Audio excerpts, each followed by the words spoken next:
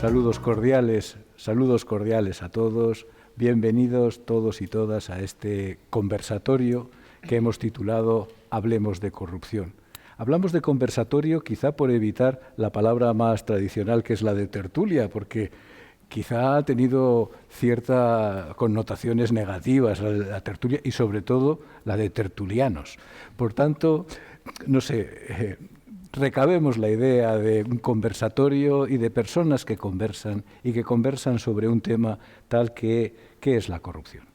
Aquí nos convoca la red de temática que nos financia el Ministerio titulada Cultura de la Legalidad y Lucha contra la Corrupción, que en su segunda edición pues, nos ha permitido, entre las diversas actividades que hemos desarrollado a lo largo de los 3 últimos años, el realizar este experimento y, en vez de formular un seminario tradicional con un formato más reglado, relajar y dar una oportunidad a que el diálogo fluya de una manera más abierta, más cómoda. En este sentido, para el conversatorio hemos pensado tratar 3 temas, 3 cuestiones. La primera sería reflexionar en torno a cómo combatir la corrupción, cómo promover calidad, calidad institucional, calidad en la organización institucional de las democracias.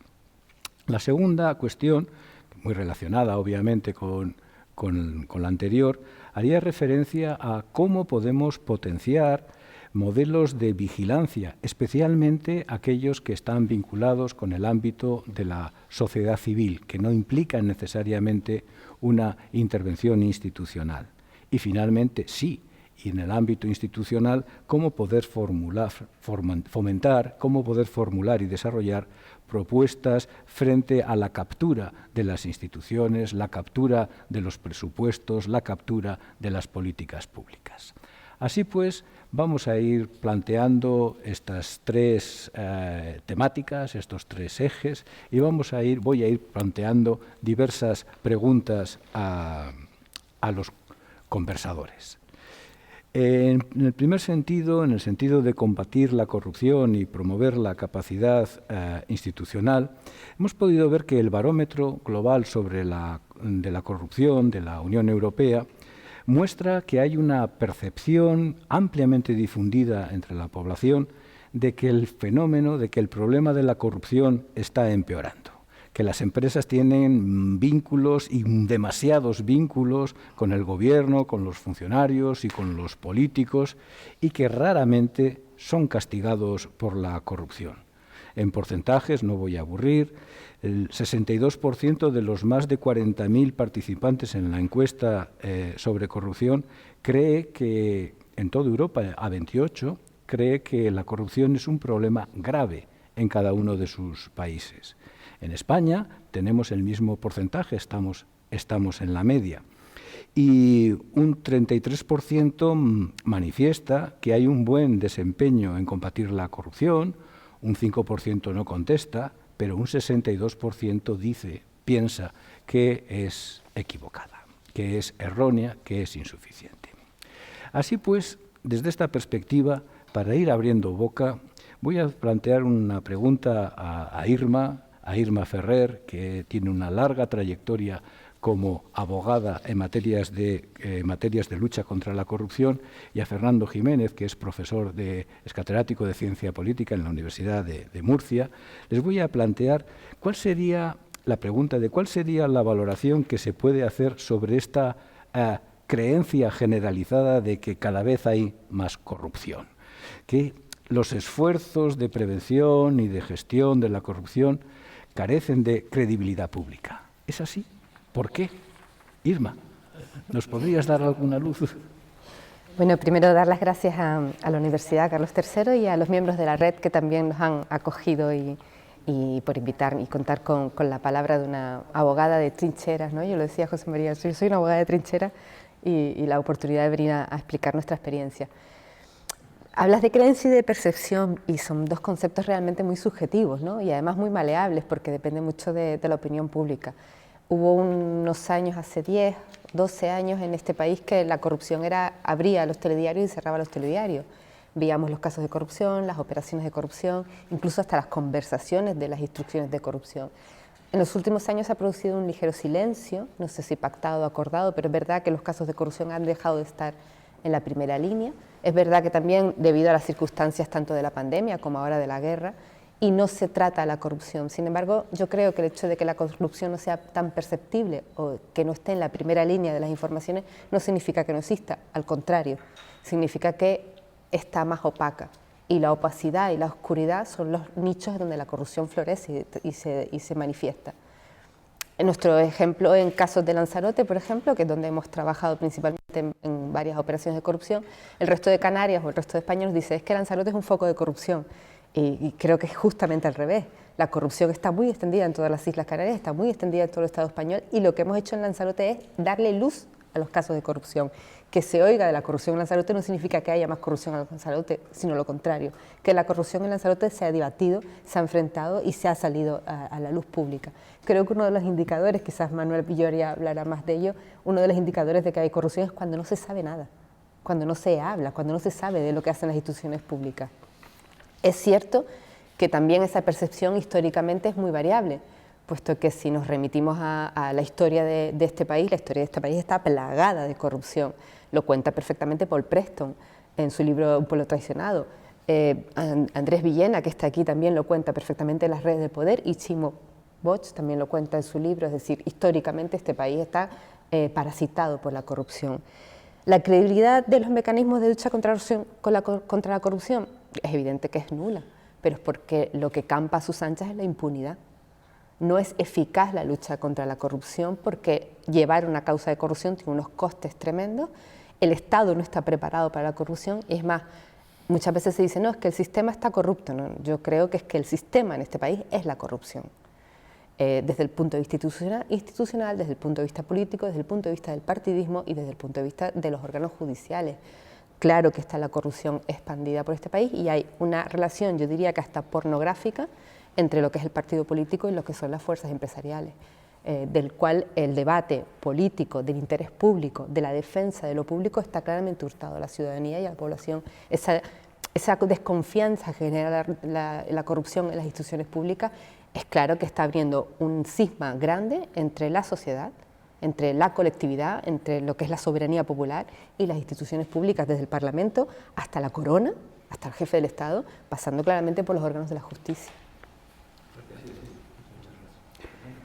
Bueno, déjame que enlace lo que comenta Irma, que yo estoy bastante de acuerdo en general, con que si esto es un problema de España o no, ¿no? Yo creo que efectivamente la corrupción es el sistema, pero esto va mucho más allá del caso español. Lo raro aquí son los países, los raritos son los países que tienen la corrupción relativamente controlada. Cuando vemos el mapa mundi, ¿no?, de la percepción de la corrupción de Transparencia Internacional, que va desde el amarillito claro en los países donde hay menos percepción de corrupción hasta el rojo más oscuro, donde en los países en los que hay más, el color que predomina en el mapa mundi es el rojo, y el rojo bastante considerable, ¿no? Es decir, lo que es extraño realmente los países que han dado con las instituciones adecuadas que permiten tener una corrupción pequeñita, no son países que no tengan corrupción, sino que la corrupción está más o menos controlada, ¿no? Que son básicamente por los nórdicos, Nueva Zelanda, en fin, hay algunas excepciones en eso, ¿no? Lo común es tener corrupción, es decir, las reglas de funcionamiento que tenemos hacen que tengamos corrupción. ¿Qué es lo que ¿Por qué no tenemos, por qué no ponemos credibilidad en las iniciativas que se han hecho para controlar eso, en este caso en nuestro país? Pues yo creo que esa es la parte más triste de la historia, es decir, que en este país hemos tardado mucho tiempo probablemente en cobrar conciencia de la importancia que tiene la lucha contra la corrupción, pero hubo una época afortunada, digo, en un momento en el que efectivamente se dispara la percepción de la corrupción. Si miramos el Eurobarómetro especial de corrupción de la Unión Europea, pues teníamos más o menos, estábamos en la media durante mucho tiempo, pero llega un momento, con la gran recesión, con la crisis de 2012, 2013, 2008 en adelante, ¿no? Pero especialmente a partir de 2012, 2013, la corrupción se convierte en el segundo gran problema público en España y el Eurobarómetro especial de la corrupción desata la percepción y la preocupación por la corrupción en España, ¿no? España es uno de los países con más percepción de la corrupción, con unos niveles altísimos de percepción de la corrupción, y nos hemos mantenido ahí desde entonces, desde 2012, 2013 en adelante. Es verdad que ha bajado un poquito, pero prácticamente inapreciable. Ahora mismo tenemos en torno al 89% de los españoles que piensan que la corrupción es un problema muy importante en este país, ¿no?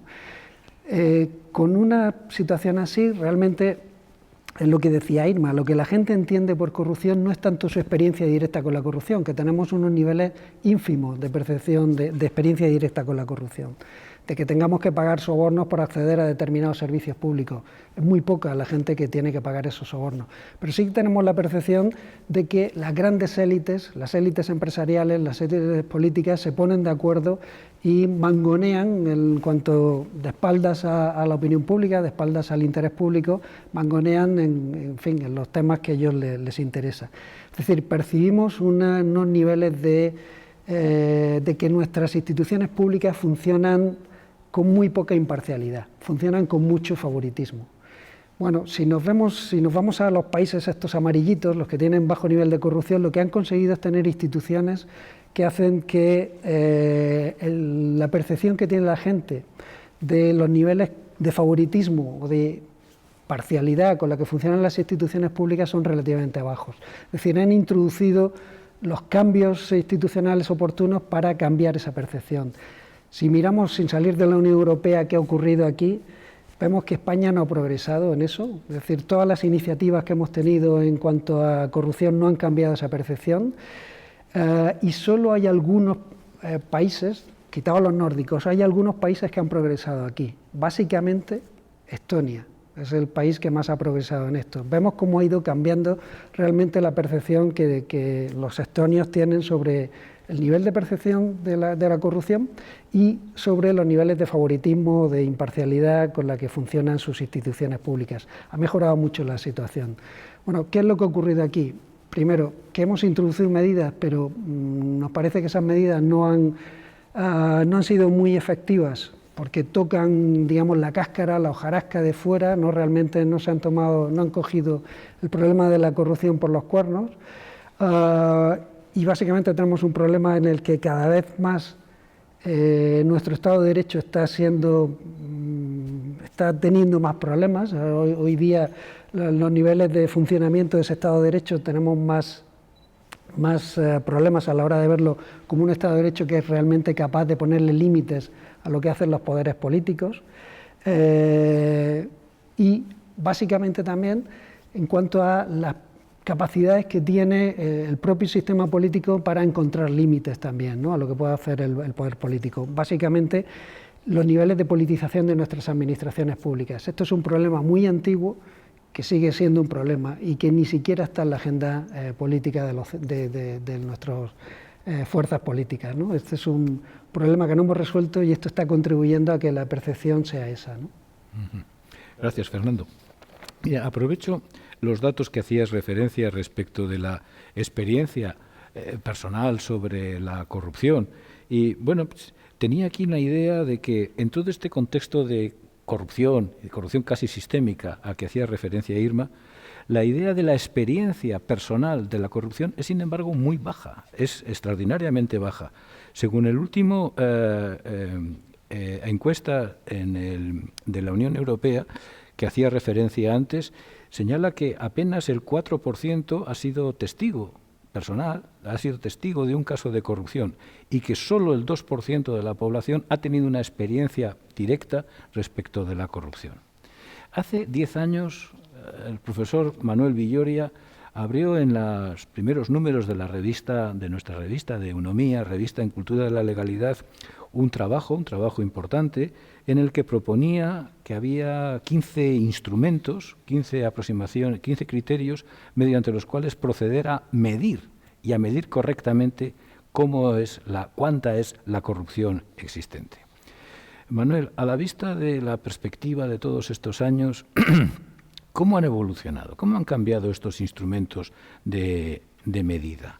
¿Cómo crees que puede seguir midiéndose y midiéndose de una manera correcta o cada vez más correcta esta percepción, de la adecuación, la justificación de esta percepción de la corrupción? ¿Son fiables los indicadores o no? Bueno, yo creo que, claro, la clave ahora mismo es cruzar datos, usar diferentes instrumentos y ver si sale algo coherente o no, y conectar muchos de los datos con otro tipo de variables que suelen correlacionar con corrupción. En principio tenemos dos instrumentos esenciales de percepción, uno que es preguntar directamente a la gente y otro que es preguntar a los expertos, a los empresarios, etc. El CPI de Transparencia Internacional es para expertos y para empresarios. El que hace el Eurobarómetro de la Unión Europea es a la ciudadanía. A los expertos o empresarios, el CPI, cuando les pregunta sobre España, nos sitúan ahí en un estado que podríamos decir de corrupción media-baja, ¿no? No media-media, no media-alta, media-baja, ¿no? Y bueno, los datos nos dan 61 puntos sobre 100, creo que somos el país 34 sobre 150, de menos a más corruptos, 34, estamos entre los 40 mejores, pero los datos también nos indican que no hemos avanzado mucho, más bien casi hemos retrocedido, pero bueno, yo creo que ahí hay un factor a considerar también para los expertos, y es que cada vez exigimos más. Yo creo que la gente cada vez conoce mejor la corrupción y yo creo que también exigimos más, ¿no? Hay cosas que hace 30 años en España se consideraban normales y ahora, pues hombre, yo creo que la ciudadanía y los propios políticos se dan cuenta de que eso no se puede hacer, ¿no? ¿Se siguen haciendo? Sí, pero ya hay empieza a entrar la idea de los conflictos de intereses, etcétera. Bueno, sobre eso nuestros jueces también y fiscales también nos dirán cosas. Segundo, el preguntar a la gente es muy complicado porque, como decía Fernando, cuando a la gente le preguntas cuánta corrupción hay, la primera cuestión que tenemos que plantearnos es qué entienden por corrupción. Y cuando preguntas y rascas, pues bueno, yo creo que la gente considera corrupción también saltarse la cola de la seguridad social o para ser operado, etcétera. Entonces ahí entra un concepto que me parece muy interesante, que hemos defendido mucho tiempo, que se incorporara al Barómetro Global de Corrupción de Transparencia Internacional, ¿verdad?, que es el de conexiones, las conexiones, los enchufes, las conexiones. Yo creo que la gente en España entiende que las conexiones, los enchufes, los tratos privilegiados son una forma de corrupción también. Y eso explica que haya tanta gente en España que considera que la forma más sencilla de obtener servicios públicos son los sobornos y las conexiones. Pero los sobornos no pueden ser, porque estamos en torno al 2% de personas que reconocen que alguien les ha podido pedir un soborno, 2-3%. Entonces, ¿cuál es el problema? Los enchufes, las conexiones, el particularismo, ¿no? Y ahí, fíjense, preguntado a los españoles, el 40% reconocen que han usado conexiones para alcanzar o para obtener algún servicio público para que de alguna forma pudieran acceder más rápido a un servicio público, ¿no? Entonces ese ya es un dato que nos sitúa ahí. Pero luego otro método de análisis de la corrupción es precisamente las encuestas de victimización, que preguntarle a la gente, ¿pero usted ha tenido que soportar algún soborno? ¿Le han exigido? ¿Usted como empresario ha tenido que pagar algún soborno? Y ahí los datos siempre nos salen en 2-3%, y en el ámbito sanitario ha estado saliendo el 0%. Ahora en el último Eurobarómetro ha subido al 2%, pero los médicos no piden sobornos, las enfermeras en los hospitales, no. Entonces es en ese ámbito, que es una parte específica de la corrupción, no hay graves problemas en España, aunque podemos mejorar sin lugar a dudas, ¿no? Y luego finalmente hay otro elemento que son los datos objetivos, ¿no?, sobre el cual podríamos también hablar, que es una vez que conseguimos que el Consejo General del Poder Judicial elaborara el famoso repositorio de datos de la corrupción, lo que sí hemos visto es que el número de personas acusadas de delitos relacionados con la corrupción en juzgado de primera instancia y juzgado de instrucción. En 2015, solo el segundo semestre, que es cuando se empezó a medir, 728 personas. 2015. 2018, 205, ya todo el año. 2019, 280, 2020, 197, estábamos con la pandemia. 2021, 309. Es decir, que ha bajado. Irma tiene una teoría que a lo mejor no coincide con la mía, es que quizás es que a lo mejor se está haciendo mejor las cosas. Los jueces y los fiscales saben mucho más de esto y están haciendo mejor el trabajo. Y a lo mejor eso puede estar explicando este dato, ¿no? Entonces, distintos instrumentos para medir, y luego está los Big Data, ¿no? Empezar a hacer análisis con Big Data y ver en qué medida pues, hay toda una serie de factores que pueden correlacionar con corrupción y los utilizas a través de alertas rojas para ver en qué medida correlaciona. Entonces, si mezclas todo, pues a lo mejor te sale una idea de que España es un país donde no se cobran normalmente sobornos, es un país en ese sentido que ese problema no lo tienen. Si te vas a Venezuela, el 50% de la gente reconoce haber pagado un soborno para obtener un servicio público, 34% en México, etc. Bueno, segundo, que tal vez en la lucha judicial contra la corrupción se está avanzando, el trabajo de la Fiscalía y de muchos jueces, pues en gran medida ha conseguido avanzar, no lo que esperáramos, pero a lo mejor esto. Tercero, que hay una percepción ciudadana de corrupción enorme, pero que tiene que ver con conexiones y también con desconfianza política y desafección.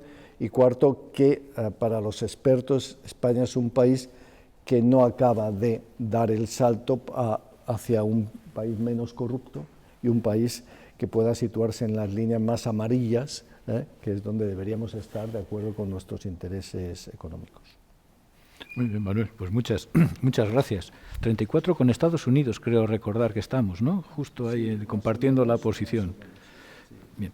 Bueno, pues siguiendo este reparto de preguntas, tengo aquí a mi izquierda a Simo Bosch, que es magistrado y que ha escrito recientemente, hace apenas unos meses, un muy buen libro, La patria en la cartera, pasado y presente de la corrupción en España, que nos ha sorprendido a todos mucho la enorme capacidad de trabajo que tiene de sacar adelante su tribunal y además escribir un libro como este. Y en este libro hay dos cosas que me han llamado la atención. Una es la lectura que haces histórica respecto de la corrupción en España y cómo quizá el tipo de transición política que se produjo en España para la democracia y la Constitución del 78 arrastró y no pudo gestionar las corrupteras, el sistema de corrupción instaurado en el franquismo. Y también otra de las ideas fuerza que planteas en el libro es cómo la dimensión de la intimidación institucional es nuclear, es fundamental en una lucha contra la corrupción. Esto lo ha apuntado en dos ocasiones Manuel Villoria, y en este sentido te quisiera preguntar, ¿no? ¿Qué se investiga en España? ¿Qué investigan los jueces, los fiscales? ¿Qué se sanciona? ¿Cómo son los procedimientos judiciales? Esta especie de valoración general de ser una especie de proceso subespecie eternitatis en las que se desarrollan los procesos judiciales. ¿Qué nos podrías decir sobre ello? Bueno, en primer lugar, muchísimas gracias por vuestra amable invitación, especialmente a José María Sauca, y además reconocer el grandísimo trabajo que se realiza desde la Red en Cultura de la Legalidad y Lucha contra la Corrupción. Me parece un proyecto tremendamente interesante, y a la Universidad Carlos III, ¿no?, por acoger en sus instalaciones este espacio. Yo creo que de partida es difícil, ¿no?, delimitar por completo todo lo referente a la corrupción en el espacio judicial, porque de salida, a pesar de lo que mucha gente puede creer, no existe un delito de corrupción, ¿no? La corrupción está en otro plano, por decirlo de alguna manera, en una definición muy amplia, con todos los problemas que generan estas definiciones. Podemos considerar que la corrupción es un abuso del poder público para la obtención de beneficios privados, con todas las cautelas. y esto se configura con diversos delitos, ¿no?, que pueden amparar este tipo de conductas. El más conocido, como sabemos, es el cohecho, que es popularmente el soborno, pero en el ámbito de los delitos vinculados a la corrupción, pues configuran otras figuras delictivas, la prevaricación, que suele ser una figura instrumental, ¿no?, adoptar una decisión administrativa arbitraria a sabiendas de su injusticia, la malversación, el tráfico de influencias, los fraudes y otras infracciones penales. El concepto de corrupción es mucho más amplio, porque yo creo que hay múltiples conductas encajables en la corrupción que no están en el Código Penal. De hecho, hasta hace muy poco el delito de financiación ilegal de partidos era una conducta impune, ¿no? Con lo cual es delito aquello que el legislador considera que debe serlo, pero puede haber muchas conductas corruptas que no están en el Código Penal.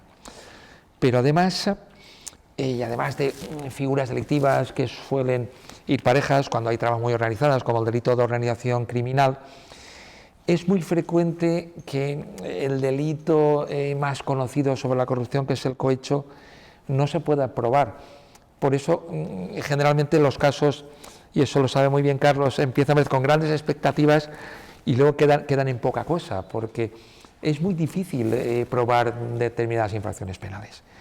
Cuando se produce un soborno, no es normal que alguien llame al notario para que levante un acta, ¿no?, de que se va a ver una transacción fraudulenta, ni a la prensa. Son conductas que se perpetran en la más absoluta opacidad y además por tramas muchas veces especializadas, y esto dificulta mucho el que haya sentencias condenatorias, y por eso es muy habitual que no haya condenas, por ejemplo, por cohecho, pero que en esa misma causa sí que la haya por delitos contra la hacienda pública. Esto puede sorprender, pero es habitual. Hay un enriquecimiento que no se sabe dónde se produce, de mucho dinero que no se ha declarado a Hacienda, pero el origen es lo que no se puede probar. Entraremos en el debate muy complejo sobre si deberíamos comparar un delito de enriquecimiento ilícito. A partir de ahí, a mí me parecen tremendamente peligrosas las propuestas, como algunas que estamos escuchando estos días, de despenalizar parcialmente la malversación para que solamente sea condenable la malversación cuando genera algún enriquecimiento personal. Cuando hablo precisamente de que la corrupción implica el abuso del poder público para la obtención de beneficios privados, yo creo que son para la persona afectada, pero también para terceros, para el partido o para otros casos equivalentes. Y claro, como el cohecho y otras conductas son muy difíciles de probar, es perfectamente posible en abstracto que se produzcan malversaciones que acaben provocando beneficios privados que no se pueden demostrar, pero si además despenalizamos cuando no se prueba el enriquecimiento particular, pues efectivamente sería casi como, no sé, despenalizar la prevaricación cuando no haya un beneficio propio. A mí me parece muy preocupante, desde la comprensión de toda la complejidad, de todo aquello que envuelve el proceso y estas historias, pero creo, como decía, que es para alarmarse si a propósito de algunos problemas políticos acabamos dificultando todavía más, ¿no?, la actuación penal contra la corrupción. En todo caso, en la línea de lo que apuntabas, José María, de por qué los tiempos de respuesta en nuestro país pues están a gran distancia de los del espacio europeo, yo creo que son dos las razones principales. Por un lado, la falta de recursos personales y materiales. En muchos juzgados de instrucción estamos trabajando al 200 o al 250% de la carga que los órganos oficiales consideran que es la que podemos asumir, y esto en algunos ámbitos es negativo, pero en otros es catastrófico, porque cuanto mayor es la complejidad, cuanto mayor es el volumen que hay que gestionar y cuanto mayor es el número de diligencias que hay que practicar, tener pocos recursos es especialmente difícil, porque no es lo mismo enjuiciar un hurto, digamos, de poca monta, que efectivamente una causa de corrupción de 40, 50 tomos, con miles de folios, con comisiones rogatorias al extranjero. Cuando tienes pocos recursos, esto es especialmente preocupante. Y lo mismo pasa con el otro problema, que es el instrumento procesal penal, que es la Ley de Enjuiciamiento Criminal, que es de 1882, y aunque ha tenido, es cierto, muchos parches y remiendos, no es el instrumento que necesita un sistema judicial para enjuiciar y afrontar la delincuencia del siglo XXI.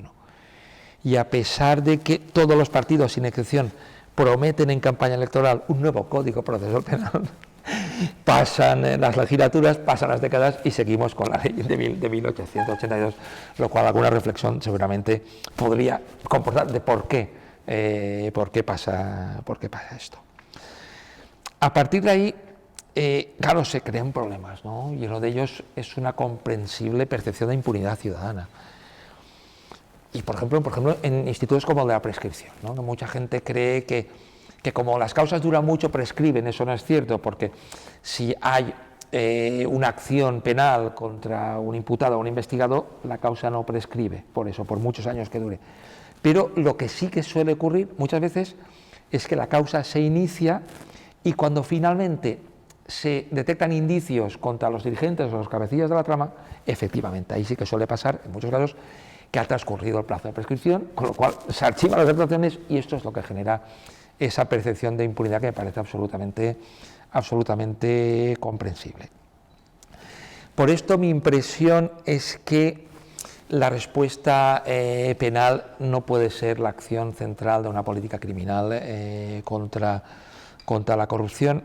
La respuesta penal es tardía, llega realmente cuando el daño a la sociedad ya se ha producido, pero es que además la corrupción es muy difícil de detectar, es muy difícil de condenar y además es muy fácil de indultar, ¿no? Con lo cual, vincularlo todo a la respuesta penal, yo creo que es una política criminal muy poco inteligente. En el ámbito de los indultos por corrupción multiplican por 11 a los indultos en el resto de delitos.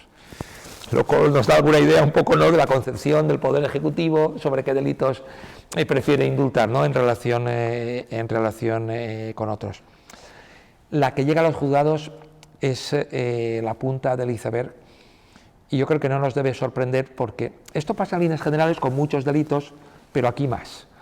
Es sabido que en los delitos, digamos, más ordinarios contra la propiedad, los robos, los hurtos, nunca se condenará a más del 90% de los autores. ¿Sabes? Las estadísticas, ¿no?, de denuncias y de condenas, claro, sería una ingenuidad pensar que en la corrupción es diferente. Incluso es peor, probablemente, porque, claro, estamos ante lo que se llama delitos sin víctimas, ¿no? Es decir, claro, todavía si te roban el bolso hay alguien que lo denuncia, pero aquí hay que detectarlo, hay que saber que se ha producido, pero además quienes perpetran estos delitos en muchas ocasiones son tramas muy organizadas, con expertos en ingeniería financiera, capaces de generar estructuras opacas, empresas pantalla, equipos de testaferros, desvío de dinero a paraísos fiscales.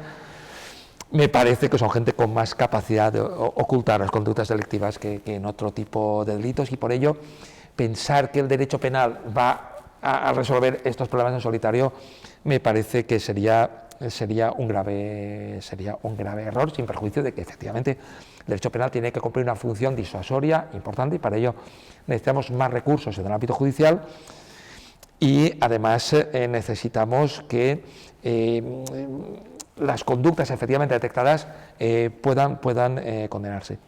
A mí hay un caso de los que explico en el libro que, no sé, que me llama mucho la atención entre las muchas anécdotas que uno ha ido descubriendo durante el tiempo, que es el caso de aquella reunión de Josep Borrell cuando era ministro de Obras Públicas a principios de los 90 y reúne a los máximos representantes de las 7 principales constructoras del país para pedirles que no sigan pagando mordidas para quedarse con los contratos públicos.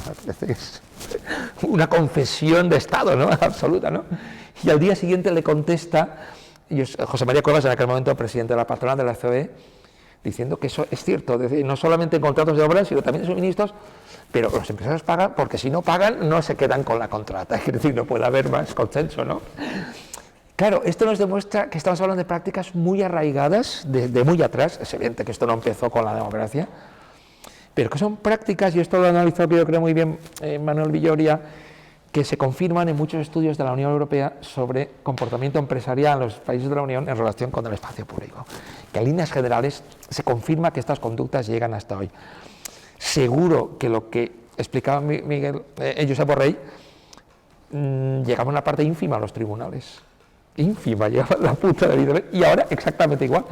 Y seguro que no es en todas las contrataciones públicas ni en la mitad, pero que hay datos que con independencia de las dificultades de medición nos demuestran que hay prácticas muy implantadas en las instituciones y en algunos sectores empresariales que no pueden resolverse solo a través del derecho penal, y por eso creo que, aprovechando que aquí tenemos a dos de los máximos expertos en materia de integridad pública y prevención de la corrupción, como Manuel Villoria y Fernando Jiménez, creo que es ahí, ¿no?, en esos ámbitos, en las adjudicaciones de los contratos públicos, en los controles internos y externos, la vertebración de infraestructuras éticas, de instrumentos de transparencia, es con donde yo creo que se juega la gran batalla para pasar a ser esos países que estamos en esa franja para llegar a poder estar en otra franja. Muchas gracias, Ximo. Bueno, pues vamos pasando del ámbito del primer eje del conversatorio al segundo, que haría referencia más a los escenarios y modelos de vigilancia dentro de la sociedad civil.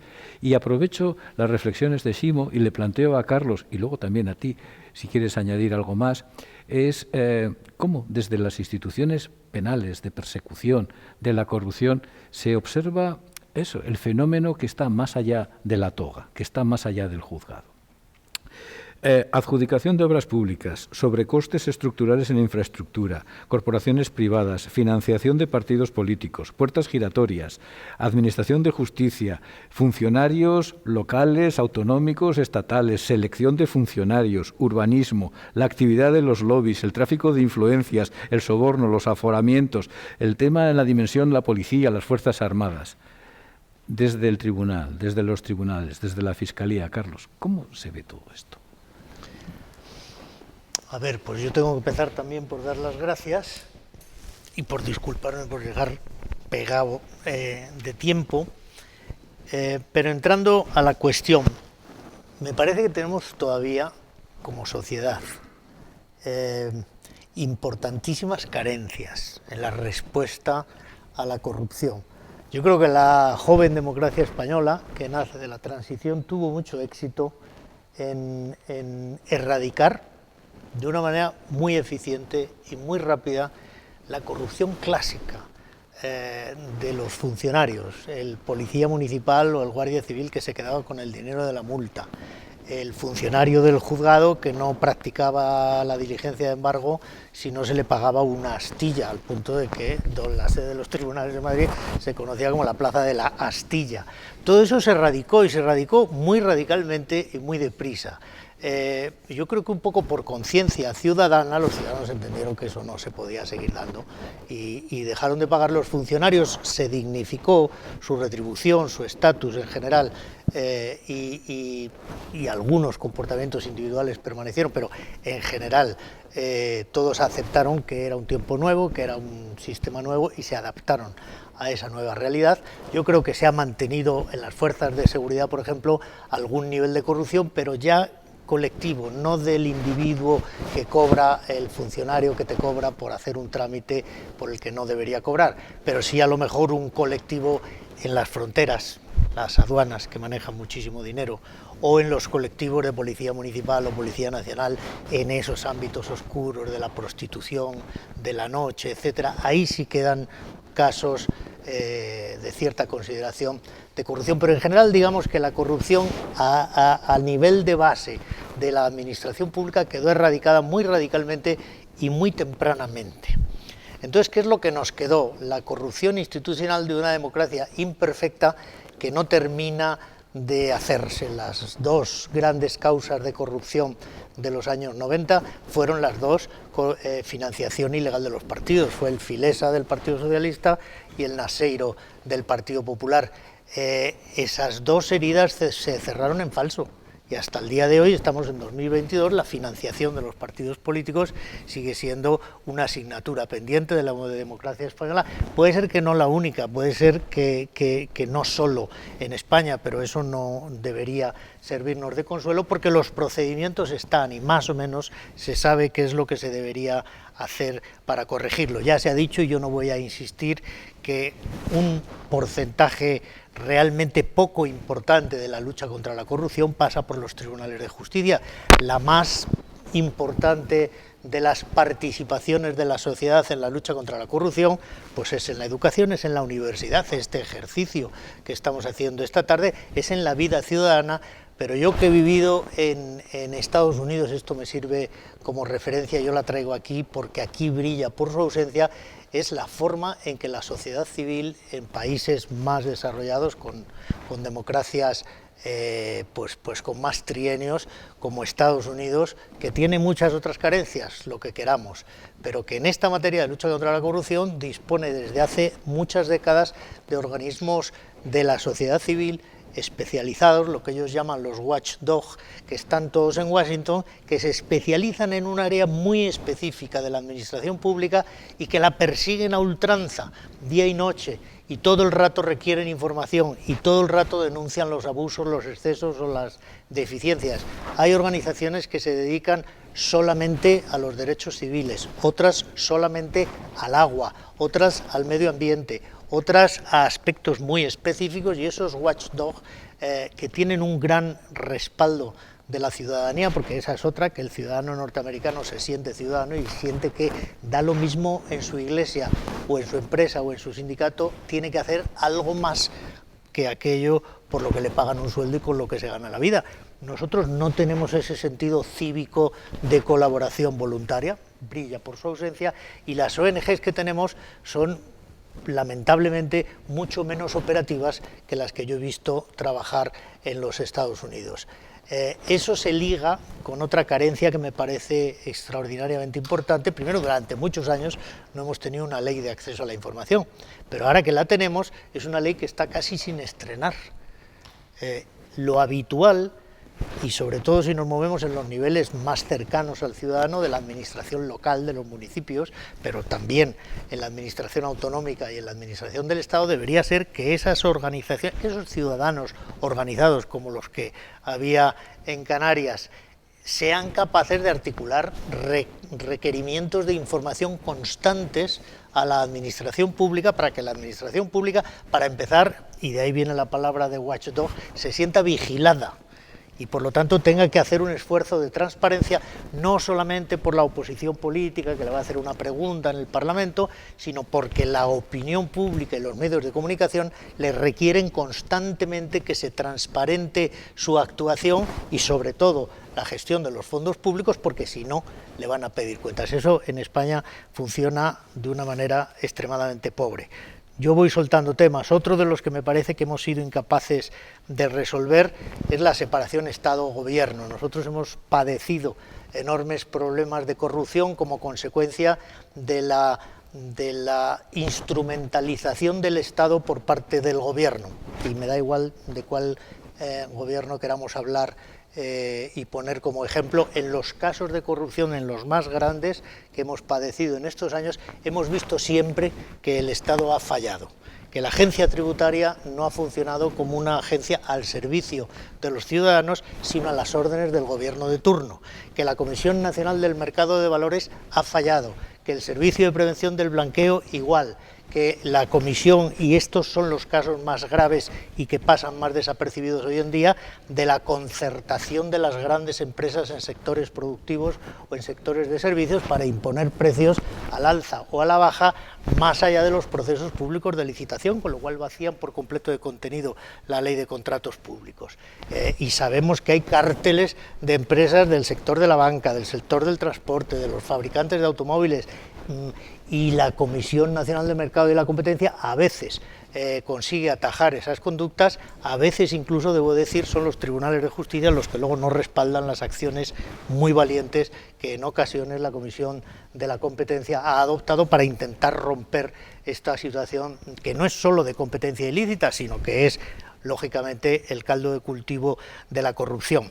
Se ha dicho ya, no voy a insistir, efectivamente que hemos pasado, como somos una sociedad próspera, pues de las modalidades tradicionales de corrupción, del cohecho o la malversación, a las modalidades más modernas del tráfico de influencias o del abuso de información privilegiada, y en ese sentido yo quiero llamar también la atención sobre, y decir dos cosas y con eso podemos volver sobre cualquiera de los temas después. Yo creo que el gran problema que tenemos hoy es la corrupción privada. La corrupción pública, mal que bien los grandes escándalos que se han ido conociendo, han sido abordados también, a veces con más pena que gloria, pero a veces con gloria, por qué no decirlo, por los tribunales de justicia, y creo que hemos sido capaces de dar respuesta razonable en los términos en los que con los recursos de que disponemos se nos requería. Sin embargo, me da la sensación de que hay una laguna enorme de corrupción privada a la que no llegamos. En esos casos de funcionarios públicos que han armado estructuras, estoy hablando ya a lo más grande como la Gürtel o el Palmarena, etcétera, hemos llegado a los funcionarios, pero normalmente no hemos llegado a los empresarios que estaban detrás de esos funcionarios engrasando la máquina de la corrupción. Y yo creo que, para terminar esta intervención, en lo que se refiere a lo que ha dicho Joaquín, que es efectivamente una realidad, que las leyes tienen que estar en constante adaptación, sin embargo, a mí me parece que también por razones políticas, por razones de lo que yo llamo la colonización de las instituciones del Estado por parte de los gobiernos, y detrás de los gobiernos de los partidos políticos, y detrás de los partidos políticos por el sector privado que financia a esos partidos, a la colonización finalmente del Poder Judicial. Es que la situación del Consejo del Poder Judicial no hace falta mencionarla, pero la cooptación de la Audiencia Nacional o del Tribunal Supremo en periodos muy largos de tiempo mediante la designación de magistrados afines ideológicamente o afines partidistamente, porque no creo que sea ni siquiera un problema de ideologías, pues ha producido consecuencias muy perniciosas. Dice Joaquín, la ley hay que cambiarla, la ley de enjuiciamiento criminal. Es verdad, hay que poner una ley del siglo XXI, aunque a mí la verdad que me gusta la vieja ley de Alonso Martínez, pero no es este el problema. El problema es, y yo creo que nos lo tenemos que preguntar, por qué con esa vetusta ley de enjuiciamiento criminal los jueces y los fiscales de Baleares fueron capaces de hacer una tarea tan brillante en un tiempo muy razonable para atajar y cortar prácticamente de raíz la corrupción política en las Islas Baleares, con el caso Palmarena y todos sus derivados. Y con esa misma ley de enjuiciamiento criminal, la Audiencia Nacional se atasca en macroprocesos que no vemos la salida ni el final y que los resultados siempre son tarde y mal. Entonces, a lo mejor es que el problema no está en la ley de enjuiciamiento criminal, sino en los operadores de justicia que aplican esa herramienta. Las lecciones que yo creo que deberían ser objeto de un estudio más profundo, y desde luego en el ámbito de la formación de jueces y de fiscales deberían ser una materia obligatoria, es analicemos cómo lo hicieron los fiscales y los jueces de Palma de Mallorca, de Baleares en general, para combatir la corrupción. Bueno, borraron del mapa la Unión Mallorquina, que era el partido más próspero porque como era el más corrupto era el que más recursos obtenía, y finalmente ese partido desapareció. ¿Cómo lo hicieron y cómo no lo están haciendo en la Audiencia Nacional, la Fiscalía de la Audiencia Nacional, la Fiscalía Anticorrupción, los juzgados centrales, las salas? Es decir, ¿cuál es el problema? ¿Es el problema de las personas que han ido siendo designadas para esos puestos? ¿Es el problema del inmenso poder político que tienen detrás los imputados que están en la Audiencia Nacional? Hay que analizarlo, pero en todo caso yo creo que la ley de enjuiciamiento criminal está vieja y necesitamos una nueva, pero ese no es el foco del problema. El foco del problema está detrás y es más complejo. Carlos, muchas gracias. Ximo.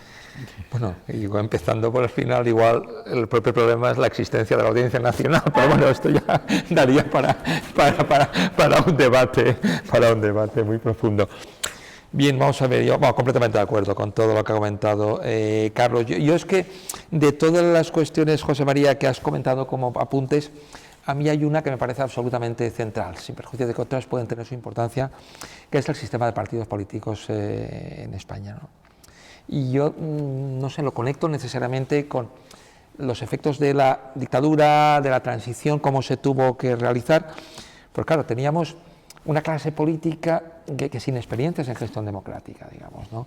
Los políticos que venían a la dictadura, pues eso, habían gestionado la dictadura, no habían gestionado otra cosa. Pero los partidos de la oposición antifranquista, pues también se habían educado en la clandestinidad, tampoco tenían experiencias de gestión democrática. Y con esos mimbres tuvimos que construir un sistema democrático porque probablemente no había otra manera de construir una democracia. Claro, todos los datos nos indican que desde el minuto 1 los principales partidos políticos se financiaron ilegalmente con la corrupción, ahí están los hechos probados de las sentencias y multitud de datos objetivos, y que además facilitaron todo tipo de dinámicas fraudulentas. Se generó un sistema de partidos muy jerarquizado, con una gestión económica de sus tesorerías absolutamente opaca, como también nos demuestran los hechos probados de las sentencias, y con poquísima democracia de base. Me gusta mucho la frase de Javier Pradera cuando nos decía aquello de que hemos construido una democracia con partidos políticos muy poco democráticos, ¿no? Y claro, una paradoja que yo creo que explica mucho de lo que luego ha venido. Y en última instancia, yo creo que un último efecto de la dictadura es que tuvimos que crecer con unos partidos políticos con muy poco compromiso con los principios de la democracia liberal y del Estado de Derecho y de la separación de poderes. Quiero decir que igual que para Franco hubiera sido impensable absolutamente eso de que hubiera un sistema de contrapesos, de controles independientes, de garantías, los partidos nuevos, aunque eran democráticos, no acabaron de aceptar eso de los contrapesos, de las garantías y de los espacios independientes. Y claro, se produjo una colonización de todos los espacios de vigilancia del poder político. Bueno, ahora comentaba Carlos lo del Poder Judicial, el último episodio de esa colonización es lo de los 4 años, un espectáculo lamentable, ¿no? de bloqueo, de no renovación del Consejo. Pero claro, esto no viene de la nada, esto viene de que el Consejo es el organismo que designa los jueces y las juezas de los tribunales que juzgan a los principales políticos del país. Y ahí vamos al tema del aforamiento, que es otro tema que apunta. Claro, si el Consejo no nombrara a los tribunales que juzgan a los aforados, seguramente ya estaría renovado hace mucho tiempo. Pero este es un problema, que haya una colonización de determinados espacios, el Tribunal Constitucional, el Tribunal de Cuentas, la Fiscalía General del Estado, hasta el Defensor del Pueblo, pero además decenas de miles de cargos de confianza en todas las administraciones del país, en espacios donde tenía que haber técnicos independientes e imparciales. Entonces, claro, esto es un auténtico problema, porque si no hay espacios de control, se dificulta absolutamente los mecanismos de prevención y de persecución de la corrupción, y en estos ámbitos es lógico que las élites y los principales sectores empresariales del país, las élites políticas, pues puedan actuar con enorme libertad y dificultando que puedan cambiar las estructuras institucionales. Y esto, muy a mi pesar, y creo que el de todos, yo creo que es imputable a los partidos tradicionales, pero es que las fuerzas políticas emergentes no parecen mostrar grandes diferencias, al contrario, allá donde han ocupado espacios de poder, han entrado encantados a repartirse las cuotas, a colocar cargos de confianza en todas las instituciones, con lo cual el problema es tremendamente complejo y difícil de cambiar. Bueno, y acabo este apunte con que a partir de ahí, pues claro, hay otros problemas, la adjudicación de las obras públicas, los problemas del urbanismo, pero que están muy vinculados al enorme poder de los partidos en España, a la debilidad de los espacios de contrapeso y a otras dificultades.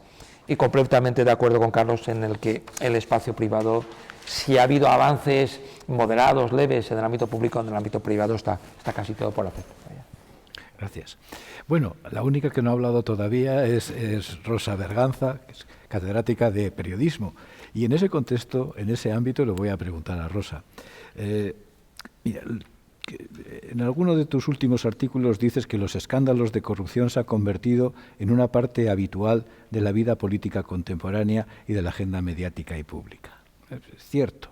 Y hay una especie, apuntas, de carrusel de casos de corrupción y cómo todo este ámbito mediático fomenta una exigencia por parte de la ciudadanía de que exista una asunción de responsabilidades por parte de estos políticos, de estos casos de corrupción. Y señalas que para que funcione esta exigencia de responsabilidades se tienen que dar algunas condiciones específicas. Eso es lo que te quería preguntar. ¿Qué condiciones específicas? ¿Cómo lo valoras? Muchas gracias, José María, primero por la invitación a formar parte de este conversatorio esta tarde y por acogernos aquí en la Carlos III. Como has mencionado, creo que los medios de comunicación juegan un papel muy clave, muy importante en todo lo que tiene que ver con los escándalos de corrupción.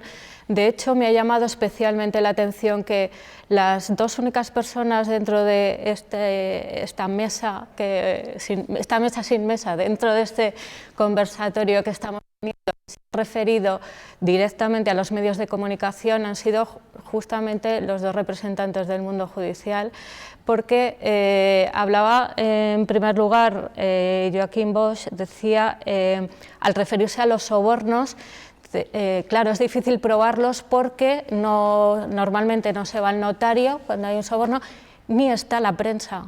Eso lo ha dicho también y me ha parecido especialmente elocuente y que creo que pone en valor ese papel tan importante que tienen los medios de comunicación en todos los escándalos de corrupción. También Carlos Castresana, cuando hablaba del watchdog, yo me acordaba pues, de ese papel, de esa función fundamental que se ha asignado siempre a la prensa, que es el de actuar como perro guardián, efectivamente, del poder, de las élites, etc. Por tanto, creo que los medios de comunicación en el tema sobre el que estamos hablando juegan un papel muy relevante.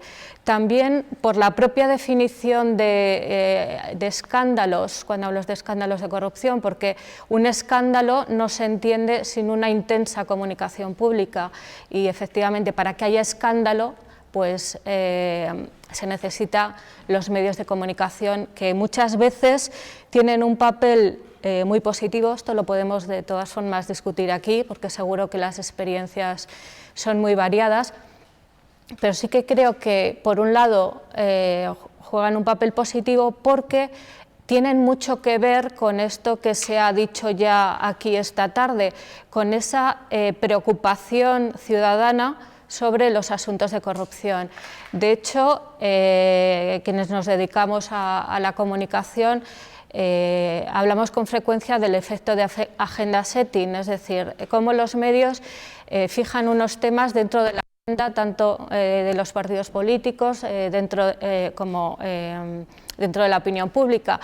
Y se sabe que se ha probado en multitud de ocasiones y en múltiples contextos que cuando los medios hablan con insistencia de un tema, ese tema empieza a preocupar, a subir en el nivel de preocupación del entorno de la ciudadanía, y esto lo vemos claramente pues, en relación, por ejemplo, con los barómetros del CIS en temas de corrupción.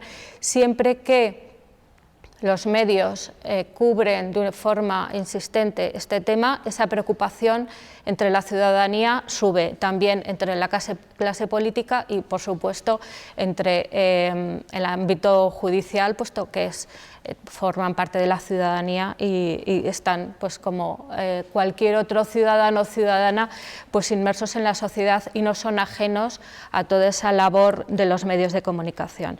Entonces, creo que es importante porque los medios contribuyen de una forma importante a la percepción que tiene la ciudadanía de lo importante que es en un país la corrupción, y por otro lado creo que gracias al periodismo de investigación pues también se ha contribuido mucho a que cuestiones que no estaban ocultas se han puesto sobre la mesa, han salido a la agenda pública por la insistencia casi siempre en torno a la figura de una garganta profunda que ha ido proporcionando información a un medio que ha ido investigando, una serie de periodistas que han ido investigando y que al final son cuestiones que se han llevado pues, a la agenda pública y se han llevado a los tribunales por esa labor investigadora de los medios de comunicación, y esto tenemos múltiples ejemplos en toda la historia española. Por tanto, creo que dentro de la corrupción, en la denuncia de la corrupción, los medios, también ahora las redes sociales, juegan un papel importante.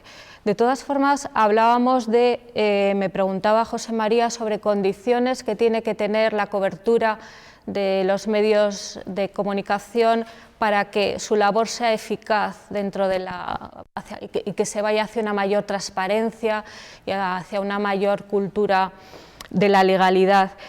¿Qué características vemos hoy en los medios de comunicación cuando hablan de estos temas? Pues una cuestión que también se ha puesto de manifiesto esta tarde, relativa a otros factores, que tiene que ver con la politización de los medios de comunicación españoles. La politización, la polarización también, o sea, en los últimos estudios que he realizado sobre distintos escándalos de corrupción muy variados, pues lo que se ve es que cada medio de comunicación cubre de una forma muy diferente ese asunto en función de una estrategia político-mediática, es decir, que va alineada a la estrategia de un partido determinado. Y además se produce una fuerte polarización, que es algo también que está presente cada vez más en nuestra sociedad y que se observa muy claramente dentro de cuando se analizan los medios de comunicación y cómo es esa cobertura. No es solo politización, que si leyésemos varios medios, pues aunque estuvieran politizados cada uno con su línea editorial, pues nos un buen mapa de pues las distintas versiones de los hechos que podríamos complementar, pero el problema se produce y es más grave cuando encima nos encontramos pues con una alta polarización política y polarización mediática, donde el consenso, los puntos en común pues son muy difíciles de encontrar y parece que se está hablando de cuestiones muy diferentes cuando realmente la realidad es una, ¿no? Estamos hablando de un caso concreto de corrupción, la realidad es una, pero es vista a través de posturas que se oponen y que parecen completamente distintas. Por tanto, pues ese es uno de los problemas que creo que tiene nuestra prensa a nivel general, especialmente en la cobertura de todos los temas políticos y muy especialmente porque es en los casos de cobertura de escándalos de corrupción y mucho más cuando se refiere a corrupción política, que es lo que más he estudiado. Otra de las características que tiene esa cobertura de los medios de comunicación cuando hablan de escándalos es lo que llamamos personalización en comunicación política, es decir, el recurso a hablar de una manzana podrida cuando sabemos que la corrupción es un entramado, cuando sabemos que en las instituciones, cuando son corruptas, hay entramados, son ramificaciones. Rara vez nos encontramos aún casos donde sea una persona que es la responsable de todos los males, por decirlo de alguna manera, y sin embargo sobre esa cuestión se pone poco énfasis en los medios. Claro, hay un interés importante, teniendo en cuenta que estamos ante medios politizados, altamente politizados y polarizados, hay un interés ahí, por un lado, en que los debates se circunscriban, sean menos amplios y menos complejos, pues porque es mucho más fácil hablar de las conductas, las malas conductas de una serie de personas o una persona, que de todo lo que eso supone de planteamiento, revisión del funcionamiento de una institución, que exige un debate mucho más amplio, que implica más personas y un debate mucho más profundo. Por tanto, creo que los medios de comunicación, cuando hacen esa construcción del relato de la corrupción en forma de lo que llaman Jassen-Kriegel, manzana podrida, en vez de hacer un relato más completo, teniendo en cuenta el funcionamiento de las instituciones, pues están haciendo un flaco favor a la lucha contra la corrupción en general. Por otro lado, también encontramos con mucha frecuencia en los medios, y esto creo que, sobre estas cuestiones, creo que reflexionando estos días sobre lo que se iba a hablar aquí esta tarde, creo que desde las universidades se debe hacer es trabajar más también la formación de los periodistas respecto respecto a estas cuestiones, o sea, y que oigan voces pues, tan variadas y multidisciplinares como las que tenemos hoy, porque creo que sí que, creo que pocas personas han planteado, y es congruente hacerlo, cursos de formación o principios, lo mismo que se han hecho para la cobertura, por ejemplo, de la violencia contra las mujeres, o pues hacer una serie de cursos de formación y una serie de investigaciones y productos educativos para mejorar pues, la conciencia y la práctica periodística sobre estas cuestiones, porque muchas veces también asistimos a un énfasis en los elementos sensacionalistas que siempre tienen los casos de corrupción política, y es fácil desde el punto de vista de los medios, porque eso vende mucho, atrae a grandes audiencias, pues con mucha frecuencia, aparte de la personalización, o sea, de fijarse en personas concretas, pues se hace la prensa se hace mucho eco de las vidas privadas de, pues por ejemplo, de los políticos o de la gente que es acusada de esos delitos, y desde mi punto de vista pues está haciendo ahí un flaco favor a lo que es pues la visualización del problema y cómo acometerlo y cómo luchar contra ello. Creo que los medios de comunicación en general también deberían elaborar más información-servicio, es decir, dar a conocer más información práctica sobre cómo un ciudadano o una ciudadana puede denunciar o puede enfrentarse cuando ve a su alrededor conductas que no son honestas, y creo también que en los medios de comunicación se debería hacer más énfasis en la búsqueda de soluciones, que creo que es uno de los apartados que pendientes esta tarde también por acometer y por tratar, porque creo ahí que, sinceramente, frente a otras voces, antes hablábamos de si tenemos que ser pesimistas o optimistas ante la situación actual de la lucha contra la corrupción en España, pues creo que ahí quedan muchas cosas por hacer para buscar soluciones, y eso también para proteger, por ejemplo, pues a los denunciantes, a los informantes. Creo que ahí queda mucho por hacer, que es importante, y los medios de comunicación deberían hacerse también eco de esa serie de cuestiones. Muchas gracias, Rosa. Muchas gracias. Bueno, y van saliendo muchos temas. Entre ellos, mira, una de las cuestiones que ha salido es el de la dimensión europea. Y en este sentido me ha recordado un titular del País del pasado mes de marzo, en el que decía: el Consejo de Europa reprocha a España la falta de avances para combatir la corrupción. Un gran titular.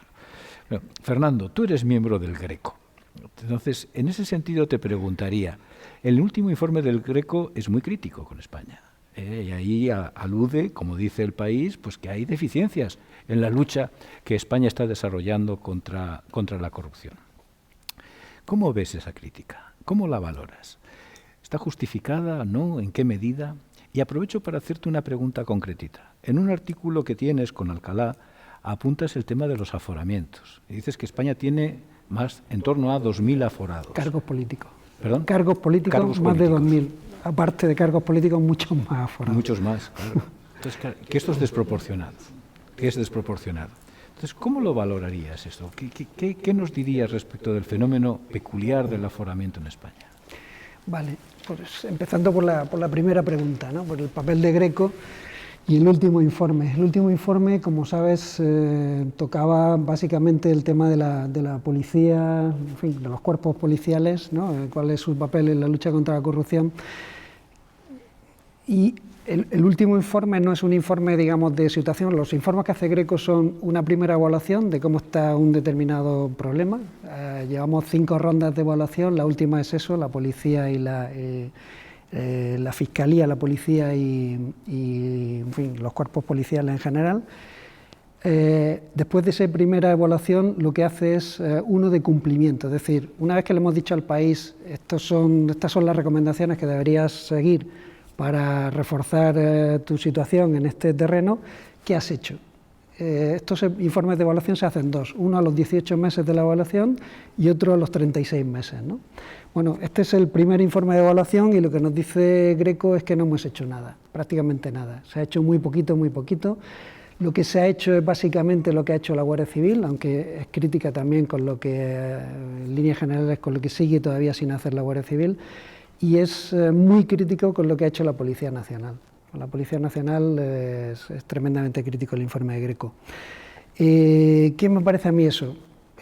Yo creo que la clave está en una cosa que apuntaba Carlos hace un momento, ¿no? El papel de la sociedad civil organizada. Cuando va Greco y hace un informe de evaluación en un determinado país, hay dos posibilidades. Una, que tenga efecto, y otra, que se juegue un juego largo en que finalmente Greco, que al final no es nada más que una organización diplomática, pues no le quede otro remedio que olvidarse ya de un determinado tema para no ir a un problema mayor, ¿no?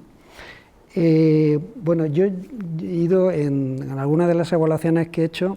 Recuerdo, por ejemplo, cuando fuimos a hacer la financiación de partidos, el problema de la financiación de partidos en Irlanda, que estaban los medios de comunicación esperándonos al equipo de Greco que íbamos a hacer la evaluación antes de que lo hubiéramos hecho. Es decir, esa atención a lo que íbamos a hacer, que todavía no habíamos hecho, ya aún tardamos un poco en hacerlo, no lo hemos tenido en otros países. ¿Qué nos está diciendo eso? Que efectivamente luego cuando llega el informe de Greco hay una atención muy grande de medios de comunicación y también de organizaciones de la sociedad civil que cogen el informe de Greco y escudriñan lo que hace el gobierno. Cuando tenemos ese tipo de país, los informes de Greco funcionan maravillosamente. Luego tenemos otro tipo de países, he hecho evaluaciones de Greco en Montenegro, he hecho evaluaciones de Greco en Turquía, he hecho evaluaciones de Greco de financiación de partidos en Italia. Lo de Italia es curioso, pero en Italia más o menos funcionó porque el sistema que tenían era un desastre, pero Montenegro o Turquía aquello no funcionó tan bien, porque al final la maquinaria, lo que empuja a que eso se tome en serio, los informes de evaluación están bastante bien hechos, pero si se quiere que eso tenga un impacto, o hay una sociedad civil que se lo toma en serio y vigila al gobierno y pone presión sobre el gobierno, o si no, pues aquello, en fin, acaba pasando, ¿no? En el último informe, una de las cosas que decía Greco era precisamente el tema de los aforamientos. Efectivamente, somos una extravagancia, ¿no?, en términos comparados con buena parte de nuestros vecinos europeos. El nivel de aforamiento del caso español no tiene mucho parangón. Tenemos países, Alemania, donde no hay ningún aforado. Tenemos otros países donde el aforado como mucho es el jefe de Estado, como mucho el presidente del gobierno, como mucho los ministros, y se acabó, no hay más. Aquí tenemos los miembros del gobierno, el jefe del Estado, por supuesto, tenemos la clase parlamentaria también, todos los diputados, todos los senadores, pero también todos los diputados regionales de todas las asambleas regionales, salvo, y esto sí es un pequeño cambio en los últimos años, hay algunas reformas de estatutos de autonomía que han acabado con el aforamiento de esta clase parlamentaria, ¿no? Es el caso de Aragón, es el caso de Cantabria, era el caso de Murcia, lo que estaba previsto hacer es el caso de Canarias también, y en Murcia estaba previsto, pero finalmente el Estatuto de Autonomía no se ha aprobado porque llegaron determinadas discusiones en última hora, ¿no?, en el Congreso de los Diputados, cuando venía todo de un acuerdo de la Asamblea Regional de Murcia. Se dan algunos pasos. ¿Cuál es el problema del aforamiento? ¿Qué nos dice Greco? Bueno, lo que nos dice es, ¿hay estándares internacionales sobre aforamiento? Liquiden los aforamientos, redúzcanlos al mínimo. Entendemos que, en el caso de los jefes del Estado puede tener su sentido, igual el presidente del gobierno o incluso hasta los ministros, pero ya tenemos muchos países donde no existe tal cosa, pero desde luego lo del caso español es excesivo, ¿no? ¿Hay estándares de cómo debería hacerse el aforamiento? No, lo que nos dice Greco es, para luchar contra la corrupción tienes que reducir al máximo los espacios de impunidad. Los aforamientos no son espacios de impunidad, pero de alguna manera conducen a que haya un mayor nivel de impunidad. Por tanto, olvidémonos de los aforamientos, ¿no? Lo decía Joaquín hace un momento, ¿no? El tema de eso, de cómo esto politiza en gran medida el papel del Consejo General del Poder Judicial. Si está tan politizado es precisamente porque hacen los nombramientos de los cargos judiciales en aquellos tribunales de los que luego dependen los políticos que están aforados en ese tipo de tribunales. Pero aparte de eso, el aforamiento es una complicación a la hora de los procesos judiciales. Se utiliza como una estrategia más por parte de los procesados, ¿no? O los investigados, como se llama ahora. Me interesa seguir aforado, mantengo mi aforamiento, mantengo mi cargo en el Parlamento que sea, y eso implica pues, que sea el Tribunal Supremo quien está viendo la causa. Y en un momento determinado me bajo del aforamiento, dimito de mi cargo, y eso implica que inmediatamente se desplaza la causa a otro tribunal, lo cual implica, en muchos casos, con macroprocesos de estos realmente complicados, que toda esa causa llega a otro tribunal que prácticamente empieza de cero, y esto dilata enormemente los procesos de corrupción, los procesos judiciales de corrupción, hasta el punto que en muchos casos, sistemáticamente, las condenas acaban con un cierto beneficio para los condenados por dilaciones indebidas, que en muchos casos se debe a la propia estrategia procesal de los imputados, ¿no? No siempre, pero en muchos casos es así, ¿no? Bueno, esto es lo que nos dice Greco, que debemos olvidarnos de ello. Pero no quería eso, olvidarme de que realmente Greco funciona si tenemos una sociedad civil vigilante, ¿no? Y si no tenemos esa sociedad vigilante, el efecto que tiene Greco en los cambios para mejor, ¿no? de una determinada sociedad, pues se queda muy limitado. Quedan muy limitados. Gracias, Fernando. Un par de citas, Carlos. Dice Carlos Castejana, fiscal del Tribunal de Cuentas español. Dice el tribunal, el informe del 16 del uniforme especial del Tribunal de Cuentas Europeo. Dice, 394,2 millones de euros aportados por las instituciones comunitarias para la construcción y ampliación de puertos españoles han acabado en infraestructuras inutilizadas o infrautilizadas en gran medida. 1 de cada 3 euros se gasta de forma ineficaz. Y la segunda, es una entrevista que te hicieron en la SER hace unos meses, hace unos días, en el que decías, una de las cosas que estoy descubriendo ahora en el Tribunal de Cuentas es que es mucho más eficiente desgajar la responsabilidad civil de la responsabilidad penal. Este acompañamiento no es obligatorio, se puede desglosar, y en todo lo que se refiere a fondos públicos, el Tribunal de Cuentas es mucho más ágil, embargar y luego preguntar. La búsqueda y la recuperación de activos se puede hacer por vía del Tribunal de Cuentas o se puede establecer por otros cauces que no son los penales, que son muy retardados. Carlos, las dos cosas. ¿Realmente hay un despilfarro en España? ¿El Tribunal de Cuentas Europeo tiene razón? ¿Se puede ser más ágil en el Tribunal de Cuentas? ¿Qué coordinación hay entre el Tribunal de Cuentas español y el europeo?